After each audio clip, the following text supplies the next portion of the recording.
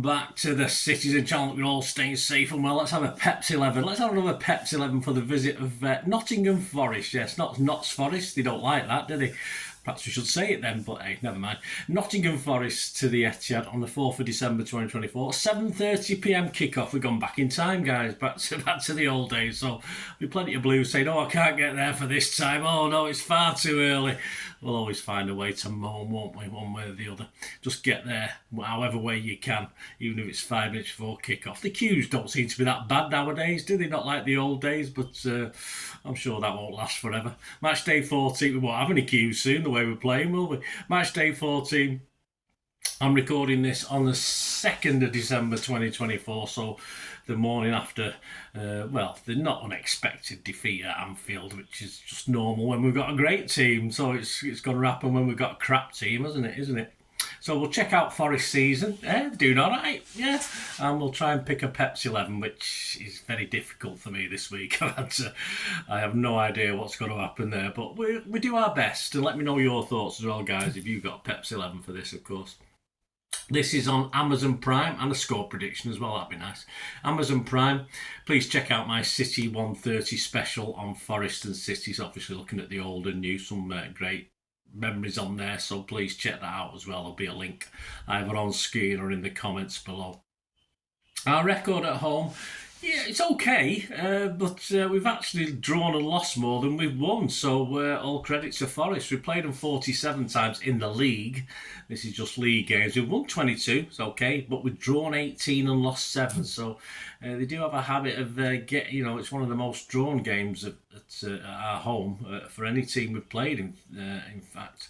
We scored 83 goals to their 50 though, so we do outscore them a lot. But how are Nuno Espirito Santo boys doing? Well, he's doing pretty well, aren't they? They sit in a European qualification spot in 6th. Yes, 6th. Just 1 point behind us in 5th. Same goal difference as well. Shocking goal difference for City, +3. What's happened to this +19, 20, 30, whatever. After a brief hiccup for Forest, a 3-1 home loss to Newcastle and a 3-0 loss at Arsenal, no discredit there, they were back to winning ways in a 1-0 home win, although it took a penalty from Chris Wood to be the difference between the teams against Ipswich last Saturday as I'm recording this. The season so far, they played 13, won 6, drawn 4, lost 3, so they're pretty good, I say, almost the same as us. Scored 16, so they're not prolific, but they've only let 13 in, so they're averaging 1 goal a game, so we've got to better that, haven't we, to stand a chance in this one. I say not prolific goal scorers, but Santos got them fairly tight at the back, despite that blip against Newcastle and Arsenal. If you cast your mind back, not so long ago, I managed to get to this one. First time I've been to the City ground for a while.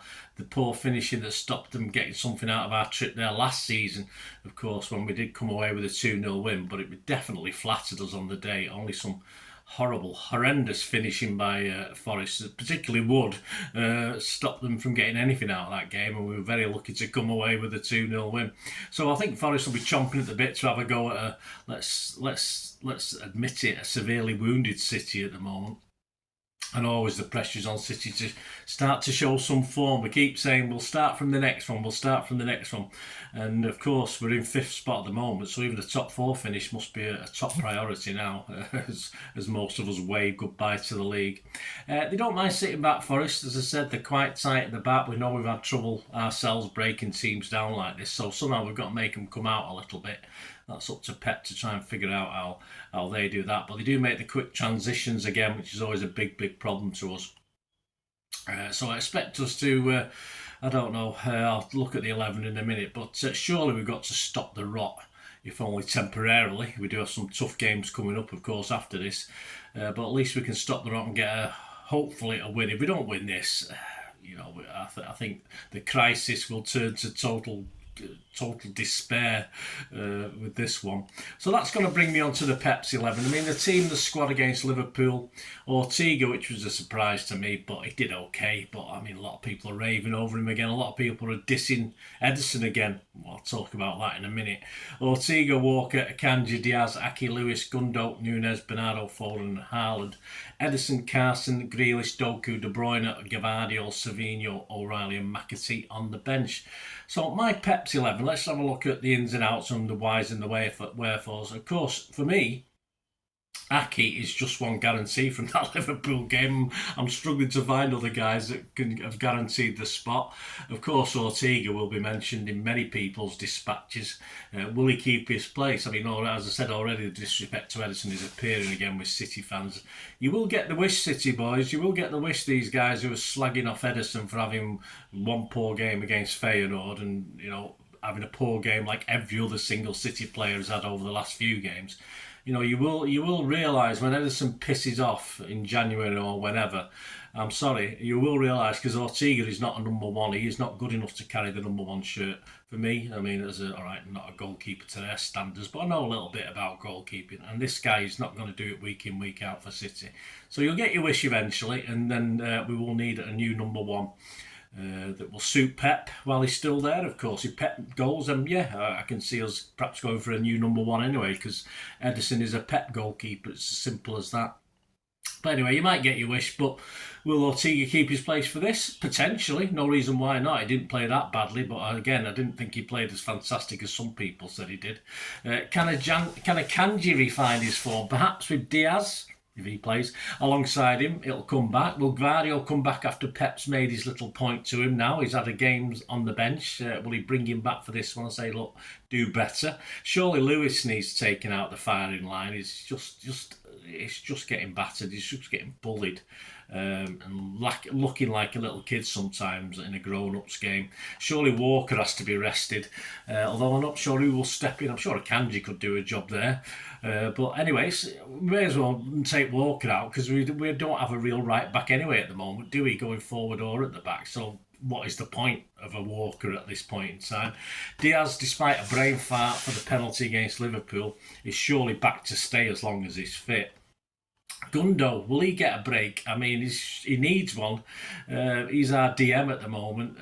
Have we got anyone better? Well, perhaps we do have a good, young, energetic, potential DM who certainly can't do a worse job than Gundogan, and we'll talk about him in a second. Is it time to play Grealish in the middle of midfield? Is he a better option than Doku anyway on the left, or even Xavi on the left? They both played there. And if he can't play in the middle, what does Pep do with Grealish? What is the point of Grealish? That's what he's saying about a lot of our players at the moment. KDB again proves the way Pep played him. He's nowhere near starting. So we have to doubt he'll ever start at this rate. Will Pep start Xavi and Doku as he finished the game at Liverpool? Would that be just throwing caution to the wind against Forest, who, as I said, will put men behind the ball? Will they find a way through? They've not had much success in the past. Does Early need a rest?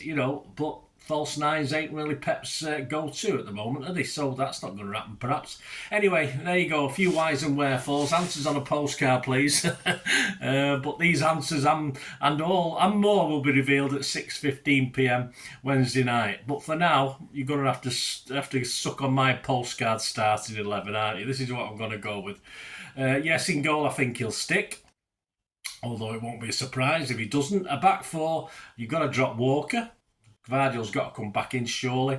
DM, the Gundo experiment with the Lewis double pivot, whatever you call it, isn't working. So does he get in by default? No, because we do have another young potential DM, don't we? We need a guy. We need legs against Forest. So I'm going to give a shout out to Jacob. That's a big shout for me to put him in there.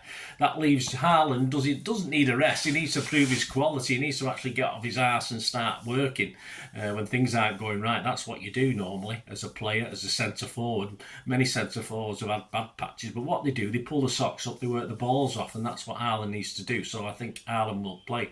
Doku probably earned a spot, but of course, for balance, he may be better as a sub option later on. And I probably, even though Xavi didn't look as good against Liverpool, I prefer Xavi just for the balance of the team, with perhaps Grealish as a last chance saloon and Foden and Nunes to make up the numbers, because I can't say they've earned the right to play in this game. So there you go, my starting 11: Ortega, Akanji, Diaz, Aki, Gvardiol, Wright, Nunes, Foden, Xavi, Grealish and Haaland. Not confident at all with any of that, guys, but something needs to change. Pep needs to change something, and just sticking Jacob Wright, it might be a little bit of that impetus we need, but sticking with the other guys to prove themselves as well. I say anyone coming into this team is onto a hide into nothing, as we've seen with people like Simpson Pusey, who Pep's put in a couple of times when we've been struggling. But there you go. Let me know your thoughts, guys. Let me know any reasoning, any thoughts behind that. As I say, again, I got 8 against Liverpool, correct. If we get 8 for this one, I'll be more than happy, because we just don't know fitness-wise, who's not fit, who's got other problems off the pitch that we don't know about. So I'll take 8 for this one. Right, on to the predictions. Andy Morrison, I think, predicted a 2-2 Liverpool last week. Didn't have a chance to put that in my Pepsi 11. He hadn't produced it by then. But he's produced one for Forest. He said about Nottingham Forest, Forest do like to sit in, and they've been playing well this season. They've had counter-attacking players with pace. But I believe we'll have too much for them over 90 minutes. Well, let's hope so, Andy. He's going for a 3-1 prediction. You can get around 11-1 on that one. For me, personally, I don't want to match. I was going to say the same score. I think we'll still let a goal in. I think probably Wood will make up for his cock-ups last year against us at the City ground. I think he'll make up for that. But I can't see us scoring 4 either. So if I'm not going to go with 3-1, I'll have to go for 2-1. I know it's boring, but a comfortable 2-1 if that sounds silly. But I think we'll get a win. If we don't get a win, forget it. Absolutely forget it. I have no idea when the next one's coming. We'll have to see, won't we? But I've gone for 2-1. You get 15-2 generally on that. Some other odds, of course, as far as we're in the league is concerned, the bookies have given up on us. That's quite rightly so. We've gone from 7-2 out to 8-1 now to win the league. Third favourite still. Liverpool are now firm odds on at 4-7 on, and Arsenal have moved in slightly to 11-4. So it's all Liverpool go at the moment. Most popular scorelines for this City Forest game: 2-0 City win is 13-2. The 1-0. It's similar to my 2-1, 15-2 you can get on that. The match odds themselves, yes, of course, City are still odds on. Not this probably would have been 1-5, a couple of months ago if this game had taken place, but we're currently 4-11 on to beat Forest. Forest are 8-1 and a draw is 4-1. So as Forest fans, why not fill your boots, do a bit of Dutch and earn a bit.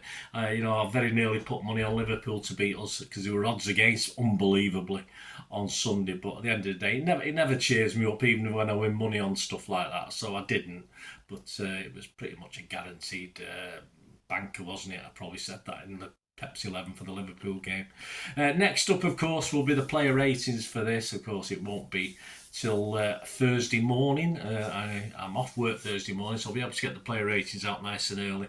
The story of the game probably will come out on the Friday or something like that. But we've got a visit to Palace as well, so there will be a City 130 Palace special coming out, and there will be a Pepsi 11 for the visit to Palace, which will be out on Thursday as well. So lots of vlogs coming out, guys. Hope you can support me. It'd be great if you can. Hope you enjoy what I try and do and what I try and inform and entertain and inform again. That's what I try to do. So it'd be great to have you on board. If you're not already subscribed, please do so. That'd be wonderful. Press that subscribe button. Press the bell notification so you know when these vlogs are coming out.